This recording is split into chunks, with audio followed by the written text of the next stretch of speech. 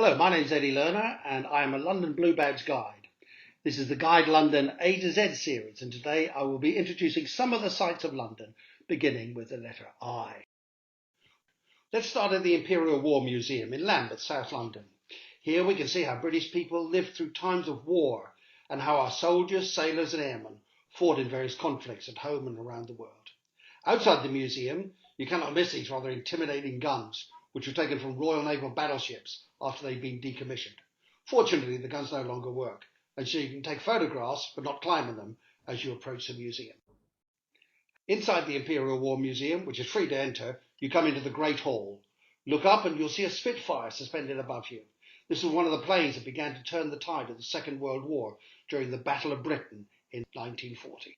You can also see one of the infamous V-2 rockets, which was aimed at London towards the end of the war, as well as a rare example of a Japanese kamikaze aeroplane. There are many permanent displays and works of art inside the museum.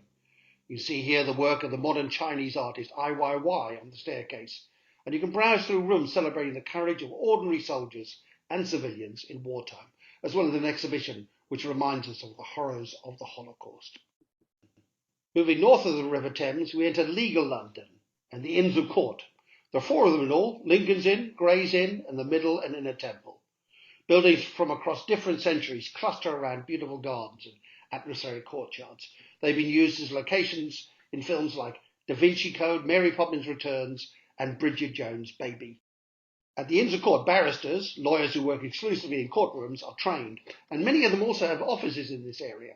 Sometimes you can see them wearing their distinctive wigs and gowns.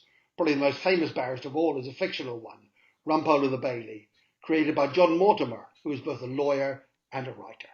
If you're interested in legal London, several members of the Association of Professional Tourist Guides specialise in walking tours of this area. Some of them qualified as lawyers before becoming Blue Badge guides. Check them out on the Guide London website, where you can find guides who offer specialist walking tours, as well as tours of our more famous sites. Heading out from the centre of London, more adventurous visitors might like to go up to the suburb of Islington near King's Cross.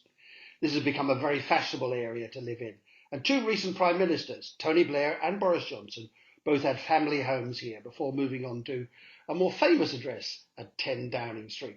Boris Johnson used to be Mayor of London before moving on to number 10. In Islington, you'll find restaurants, antique shops, street markets and pub theatres, like the King's Head Theatre here, where audiences can watch plays in the theatre at the back while drinkers enjoy a pint of beer in the bar at the front. I hope you've enjoyed this brief look at London via the letter I. Whether you're from India or Italy, from Iceland or Ireland, from Israel or Indonesia, Blue Badge guides are always here to greet you and help you to see the sights of our great city. My name is Eddie Lerner. Check out my profile at our website, guidelondon.org.uk, and please subscribe to our YouTube channel and join us as we explore the A to Z of Guide London.